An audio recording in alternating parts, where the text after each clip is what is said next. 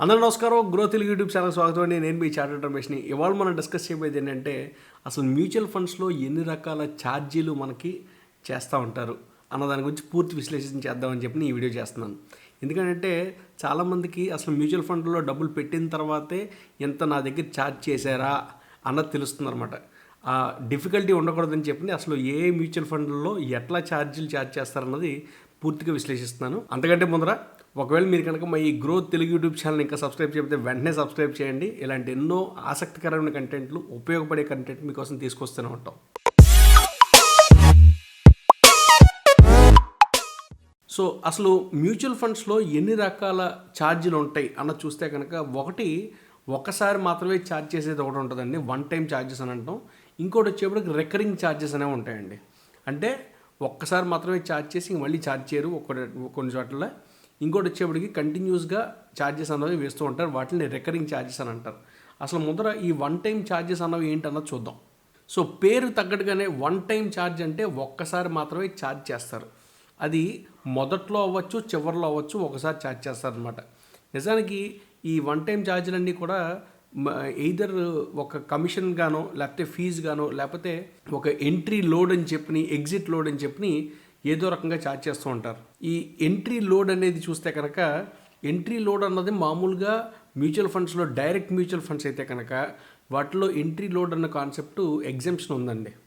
అయితే ఇటీవల కాలం నుంచి ఏం చేశారంటే కనుక అసలు ఏ మ్యూచువల్ ఫండ్కి కూడా అసలు ఎంట్రీ లోడ్ అన్న కాన్సెప్ట్ ఉండకూడదని చెప్పి దాన్ని అబాలిష్ చేసేసారు నిజానికి.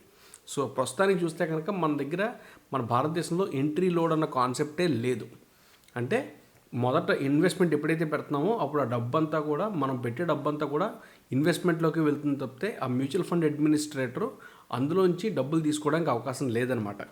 ఇకపోతే రెండోది ఏంటని చూస్తే కనుక ఎగ్జిట్ లోడ్ అని అంటాం.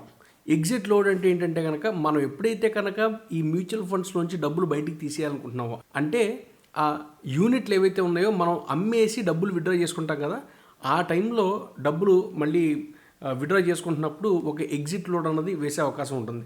నిజానికి ఇది కూడా అన్నిసార్లు వేరండి, అన్నిటికి వేరు. ఎప్పుడు వేస్తారంటే కనుక ఒక్కొక్క మ్యూచువల్ ఫండ్కి ఒక్కొక్క నిర్దేశిత సమయం ఉంటుందన్నమాట. అంటే నేను ఒకసారి ఇన్వెస్ట్ చేస్తే ఖచ్చితంగా ఇన్ని సంవత్సరాలు ఉంచుకోవాలి, లేకపోతే ఇన్ని నెలలు ఉంచాలి అన్న ఒక మినిమం క్రైటీరియా ఉంచుతారు వాళ్ళు. సో ఒకవేళ నేను కనుక ఆ మినిమం టైం కంటే ముందరే నేను విత్డ్రా చేశాను అనుకోండి, అప్పుడు ఈ ఎగ్జిట్ లోడ్ అన్నది వేస్తూ ఉంటారు. సో ఈ ఎగ్జిట్ లోడ్ అన్నది ఎంత ఉంటుంది అన్న చూస్తే కనుక ఒక్కొక్క మ్యూచువల్ ఫండ్కి మారుతూ ఉంటుంది. ప్రస్తుతానికి భారతదేశంలో చూస్తే కనుక ఈ ఎగ్జిట్ లోడ్ అన్నది 0.25% నుంచి 4% మధ్యలో ఉందని చెప్పి మనకు తెలుస్తుంది.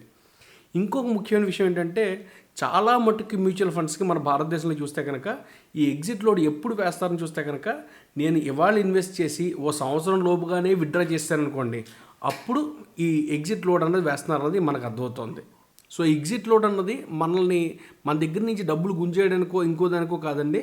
పూర్తిగా మనం ఇన్వెస్ట్ చేసే డబ్బులు కొంచెం దీర్ఘకాలికంగా వాళ్ళ దగ్గర ఉంటే మంచి ఆదాయాలు వస్తాయి అన్న ఒక సదుద్దేశంతో మాత్రమే ఈ ఎగ్జిట్ లోడ్ అన్నది వేస్తున్నారని చెప్పి మనం అర్థం చేసుకోవాలి ఈ విషయంలో.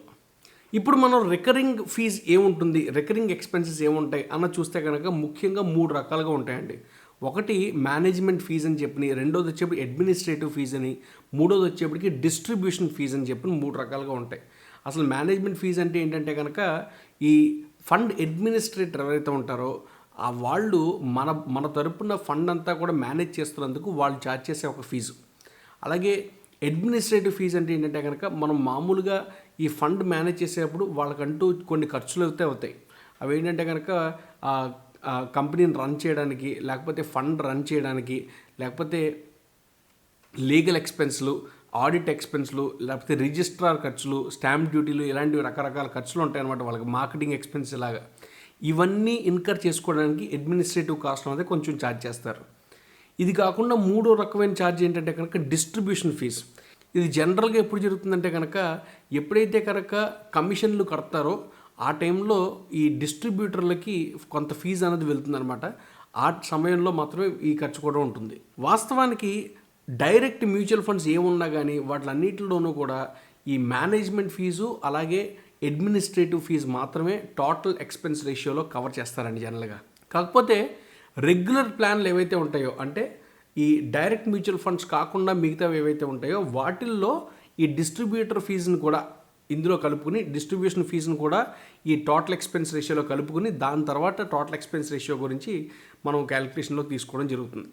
సో ఎప్పుడైనా మనం ఈ మ్యూచువల్ ఫండ్స్లో రిటర్న్స్ ఎట్లా వస్తున్నాయి అన్నది కంపేర్ చేస్తున్నాం అనుకోండి, డైరెక్ట్ మ్యూచువల్ ఫండ్ నుంచి వచ్చే రిటర్ను లేకపోతే రెగ్యులర్ మ్యూచువల్ ఫండ్స్ నుంచి వచ్చే రిటర్ను కంపేర్ చేస్తున్నప్పుడు వీటి రెండింటికి కొంచెం వ్యత్యాసం ఉంటుంది. ఎందుకంటే ఈ డిస్ట్రిబ్యూషన్ ఫీజు అన్నది డైరెక్ట్ మ్యూచువల్ ఫండ్స్లో ఉండదు, కానీ రెగ్యులర్ మ్యూచువల్ ఫండ్స్లో ఉంటుంది. సో ఇంత డిఫరెన్స్ ఎంతవరకు ఉండొచ్చు అన్న చూస్తే కనుక దగ్గరగా ఒక 70 నుంచి 80 బేసిస్ పాయింట్స్ వరకు ఉంటుందని చెప్పి మనకి ఈ రీసెర్చ్ అనాలిసిస్లో తెలుస్తోంది. అయితే ముఖ్యంగా మనం గమనించాల్సింది ఏంటంటే, అంటే ఈ డిస్ట్రిబ్యూషన్ ఛార్జీలు పెట్టుకుని ఈ మ్యూచువల్ ఫండ్ కంపెనీ వాళ్ళు మన దగ్గర డబ్బులు ఎక్కువగా తీసేసుకోవడానికి అవకాశం ఉందా అని అడగచ్చు మీరు. అంత అవకాశం లేదండి. ఎందుకంటే కనుక మనకి రెగ్యులేటర్స్ ఎవరైతే ఉన్నారో వాళ్ళు ఈ మ్యూచువల్ ఫండ్ కంపెనీలు ఎంతవరకు టోటల్ ఎక్స్పెన్స్ మెయింటైన్ చేయొచ్చు, లేకపోతే ఎంత శాతం వరకు టోటల్ ఎక్స్పెన్స్ తీసుకోవచ్చు అన్న దాని మీద కొన్ని క్యాప్స్ పెట్టారన్నమాట. అంటే లిమిటేషన్స్ పెట్టారు. దాన్ని దాటి ఏ మ్యూచువల్ ఫండ్ కూడా ఈ ఎక్స్పెన్సెస్ అన్నది తీసుకోలేరు. సో టోటల్ ఎక్స్పెన్స్ అన్నది మ్యాక్సిమం సీలింగ్ వాళ్ళు రెగ్యులేటర్ ఏం పెడుతున్నారో దాన్ని బేస్ చేసుకుని వాళ్ళు కవర్ చేసుకోగలుగుతారు. అందుకనే టోటల్ ఎక్స్పెన్స్ రేషియో అన్నది చాలా మంచి మెట్రిక్ అని చెప్తాం మనం.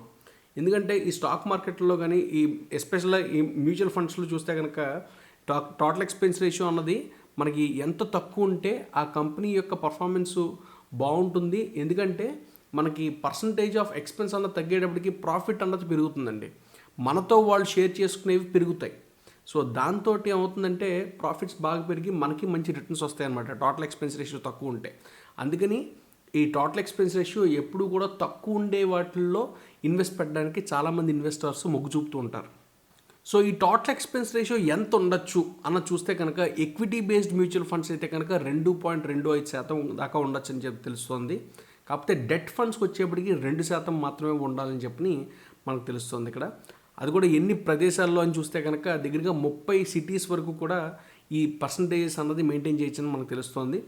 ఇంకా ఎక్కువగా ఏమన్నా స్పెండ్ చేయొచ్చా అని అడిగితే కనుక ఈ 30 ప్రదేశాలు కాకుండా వేరే చోటకి అంటే Tier 2 సిటీలు కానీ Tier 3 సిటీలు కానీ వెళ్ళారనుకోండి, వాటిల్లో కొంచెం పెంచుకోవచ్చు అని చెప్పి ఎక్స్పెన్స్ పెంచుకోవచ్చు అని చెప్పి కూడా మనకు తెలుస్తుంది. ఎంతవరకు పెంచుకోవచ్చు అన్నది చూస్తే కనుక ఈ రెగ్యులేటర్స్ అనేవారు 30 బేసిస్ పాయింట్స్ పెంచుకునే అవకాశం ఉంది అని చెప్పి అంటున్నారు.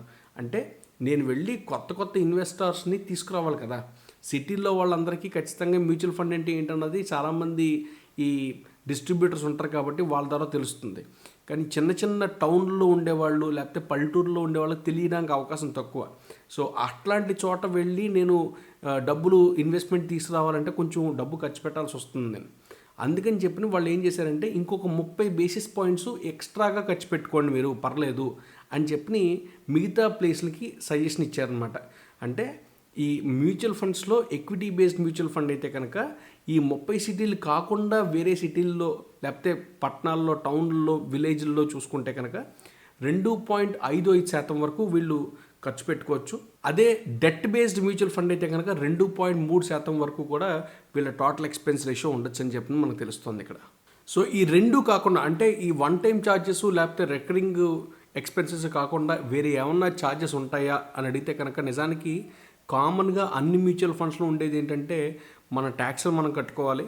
అది కాకుండా ఈ స్టాంప్ డ్యూటీలు ఏవైతే ఉంటాయో ఆ ఛార్జీలు అన్నది మనమే భరించాల్సి వస్తుంది. ఇవి కామన్గా ఉంటాయి కాబట్టి వీటి గురించి స్పెసిఫిక్గా నేను చెప్పట్లేదండి. సో ఇవి పూర్తిగా మనకు అసలు మ్యూచువల్ ఫండ్స్లో ఉండే రకరకాల ఖర్చులు.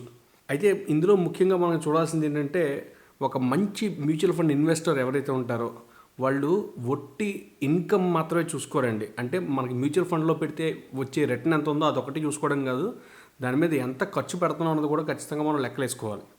అప్పుడే ఖర్చులు తక్కువ ఉన్నాయి అనుకోండి ఖచ్చితంగా ప్రాఫిట్లు ఎక్కువ ఉంటాయి మనకి. సో అది కూడా మనం ఖచ్చితంగా కన్సిడరేషన్లో తీసుకోవాలని నేను భావిస్తున్నాను. సో ఇదండి ఈ మ్యూచువల్ ఫండ్స్లో ఎక్స్పెన్సెస్ గురించి లేకపోతే ఛార్జీల గురించి పూర్తి విశ్లేషణ. ఇంకో మంచి వీడియోతో మళ్ళీ మీ ముందరకు వస్తాను. ఖచ్చితంగా మీకు ఇది నచ్చిందని అనుకుంటున్నాను. ఎవరికైతే రెగ్యులర్గా మ్యూచువల్ ఫండ్స్లో ఇన్వెస్ట్ చేయాలనుకుంటున్నారో వాళ్ళందరికీ కూడా ఈ వీడియోని షేర్ చేయండి. వాళ్ళకి ఖచ్చితంగా ఉపయోగపడుతుందని చెప్పి నేను ఖచ్చితంగా భావిస్తున్నాను. అయితే ఇంకో ముఖ్యమైన విషయం ఏంటంటే మేము ఇటీవల కాలంలోనే గ్రో టెలిగ్రామ్ ఛానల్ కూడా ఒకటి ఓపెన్ చేసాం. అందులో పర్సనల్ ఫైనాన్స్ గురించి లేకపోతే స్టాక్ మార్కెట్ గురించి అన్ని ఫైనాన్స్ అప్డేట్స్ అన్నీ కూడా అందులో ఇద్దామని చెప్పి ఒక టెలిగ్రామ్ ఛానల్ కూడా ఓపెన్ చేసాం. అందులో కూడా ఖచ్చితంగా సబ్స్క్రైబ్ చేసుకోండి. మీకు మంచి మంచి అప్డేట్లు మేము రెగ్యులర్గా అందులో కూడా ఇస్తూనే ఉంటాం. ఇంకో మంచి వీడియోతో మళ్ళీ మేము ముందుకు వస్తాను. అంతవరకు ఉంటాను. నమస్కారం.